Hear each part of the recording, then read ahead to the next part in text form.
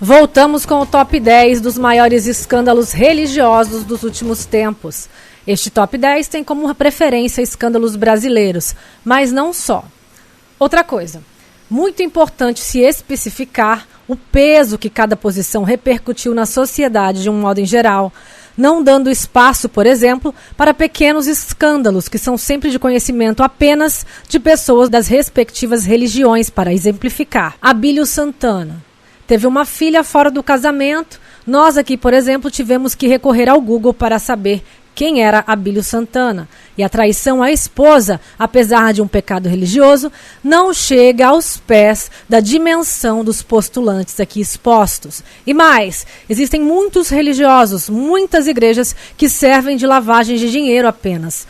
Olha, arriscaríamos a dizer que a maior parte delas, mas não podemos, porque teríamos que nos dedicar à vida a reunir provas e não temos essa disponibilidade. Deste modo, vamos aos mais notórios e que impactaram a sociedade devido ao peso, à repercussão e ao teor, obviamente. Vamos à quinta posição, lembrando que as demais posições já postadas aqui estão em uma playlist, onde você pode assistir uma a uma e seguir a lógica do nosso raciocínio. E também escalar seu próprio top 10 nos comentários.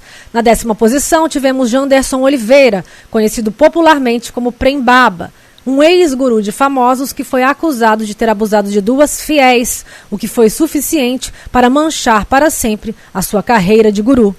Na 9ª posição tivemos Padre Robson, que teria desviado mais de 3 bilhões de reais de suas ONGs, que teria criado exatamente para isso, servindo como lavagem de dinheiro a 17 poderosos empresários. Mesmo diante de inúmeros indícios, o caso não teve continuidade. Inclusive, ontem repercutiram mensagens do padre à sua irmã, onde pede para que ela pague mensagens e arquivos entre eles.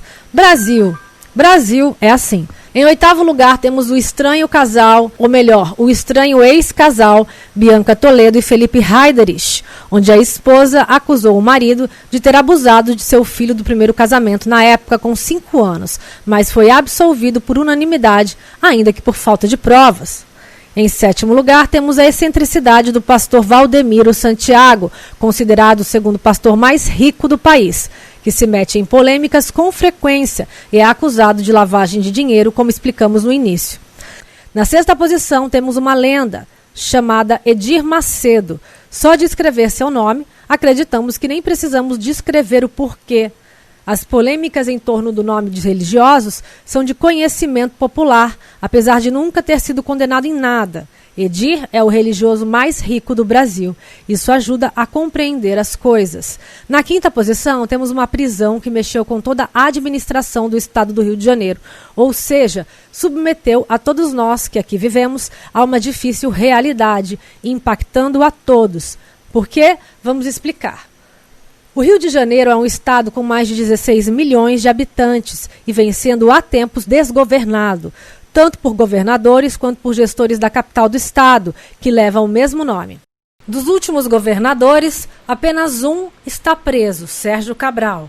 Os outros 4 ex-governadores do Rio são réus, sendo eles Moreira Franco, que responde em liberdade, Luiz Fernando Pezão, que está com tornozeleira eletrônica e responde em liberdade, Rosinha Garotinho, que responde também em liberdade, e seu esposo Antony Garotinho, que responde em liberdade também. O ex-prefeito do Rio de Janeiro, Marcelo Crivella, também é réu e responde em liberdade. E o novo prefeito do Rio de Janeiro, Eduardo Paes, é réu também. Eduardo Paes vem sendo investigado.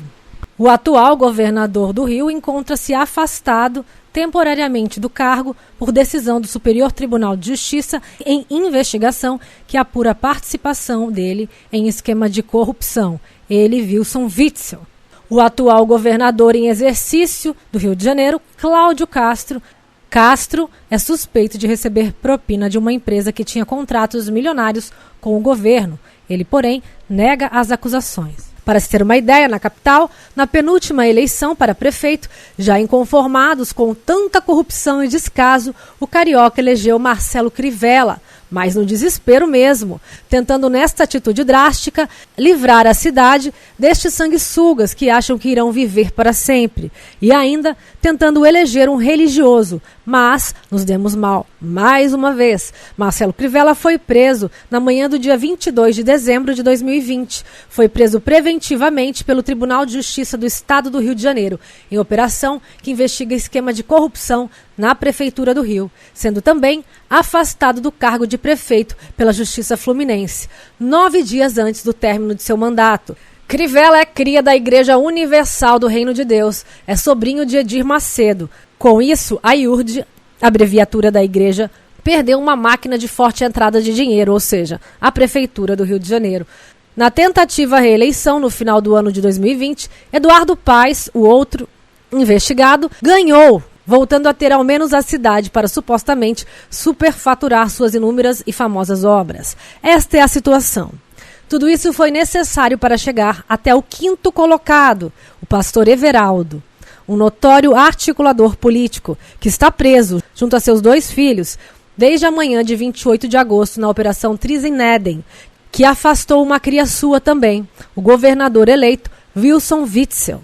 Pastor Everaldo era presidente do PSC, partido de Witzel, que se elegeu devido à articulação política de Everaldo, que é notório articulador político pelo meio.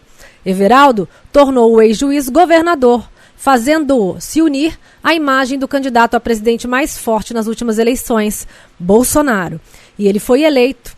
O problema aí é que, mal foi eleito, já começaram a vislumbrar a presidência do país. E aí começou a sua derrocada.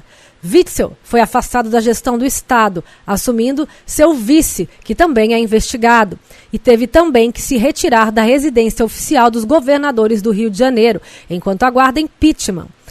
O pastor Everaldo e seus subordinados cometeram um crime terrível. Eles roubaram da saúde, eles superfaturaram na saúde em pleno período de pandemia pelo coronavírus. Eles deixaram o Estado que carece de tudo, inclusive na saúde, como na educação e segurança pública, à deriva. Everaldo, enquanto desviava dinheiro de hospitais de campanha, vazios, que nunca foram usados, ainda que com uma boa estrutura, enquanto deixava hospitais públicos em uma situação de caos. Eles apareciam nas mídias discordando do presidente, o atacando em relação às suas diretrizes e polêmicas na saúde, que derrubou 2 ministros da saúde, enquanto roubavam milhões. Mal havia entrado na administração do Estado, nem político era, Witzel conseguiu um feito imenso como cria de Everaldo. Mas a ganância veio a galope, se entusiasmaram, se afobaram e mexeram com uma máquina ainda maior, a federal. Sendo assim, o povo foi mais uma vez lesado, agonizava e agoniza, enquanto o governador afastado aparecia na TV para fazer marketing eleitoral.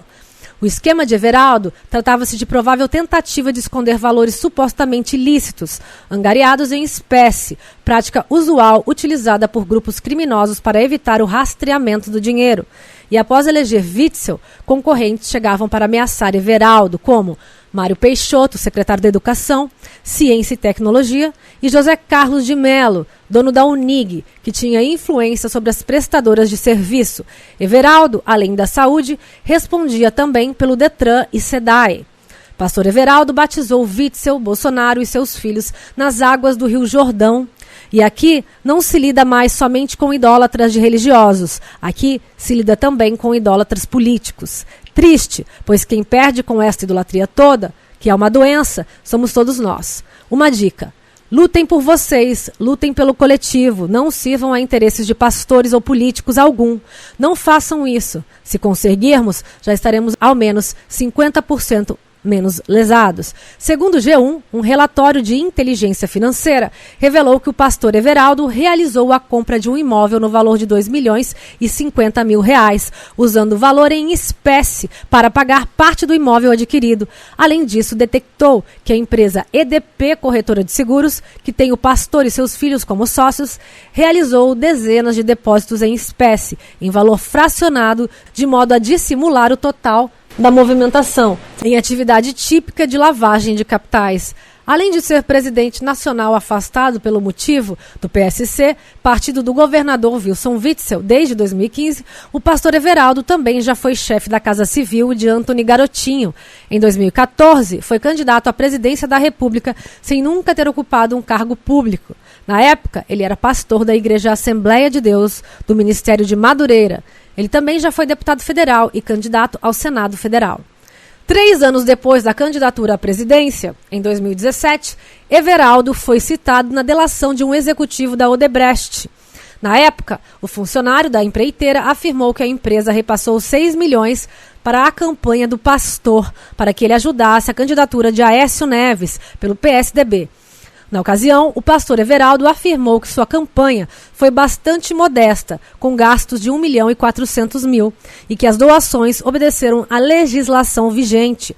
Entre 2016 e 2018, Everaldo também foi companheiro de partido de Jair Bolsonaro.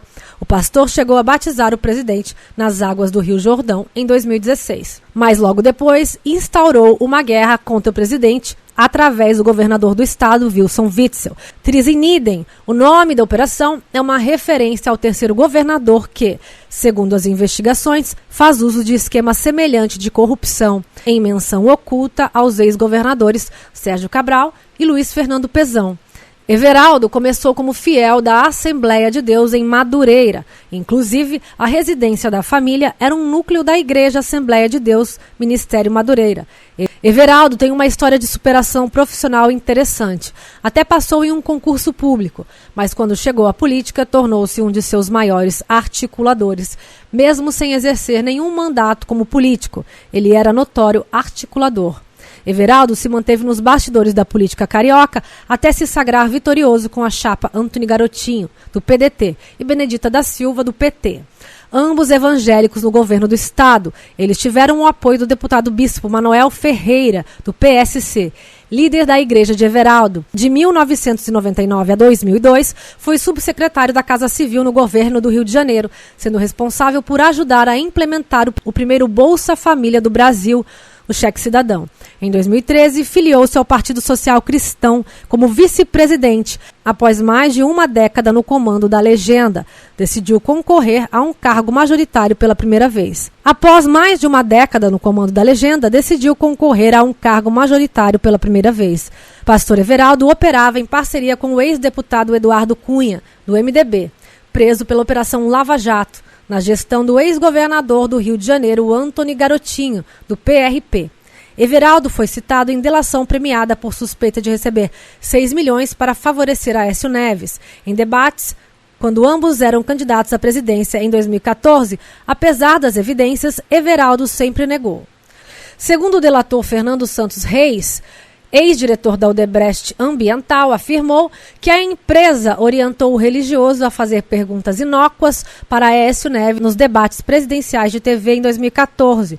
Segundo Fernando Reis, a ideia era o pastor Everaldo usar todo o tempo no debate fazendo perguntas para Aécio. Fazia com que este tivesse mais tempo nos debates e, assim, ter mais chances de chegar ao segundo turno para disputar com a então presidente Dilma Rousseff, que concorria à reeleição. Nas eleições de 2018, pastor Everaldo foi candidato a senador pelo estado do Rio de Janeiro, pelo Partido Social Cristão. A candidatura do político foi homologada na Convenção Estadual do PSC, realizada no dia 21 de julho de 2018, ocasião em que também foi lançada a candidatura do ex-juiz federal Wilson Witzel ao governo do estado do Rio de Janeiro. No pleito, Everaldo obteve 360.688 votos, 2,58% do total de votos válidos, não se elegendo ao cargo de deputado. Quando determinadas pessoas passam a ganhar poder político, não são mais somente seus fiéis que pagam caro, mas a população inteira. Aí sim é de interesse público. Sucatear um Estado, ainda que indiretamente, para colocar mais e mais dinheiro no bolso, pode ser que este dinheiro possa ter saído de um respirador que faltou, de algum transplante que não foi feito, de bolsas de sangue que não foram angariadas, de um diagnóstico incorreto, de inocentes que morrem com as balas perdidas por isenção do Estado no que tange à segurança pública, o combate à violência e principalmente na educação, que mudaria positivamente todos os demais aspectos, especialmente se houvesse educação social e constitucional. Voltamos a qualquer momento com a quarta posição.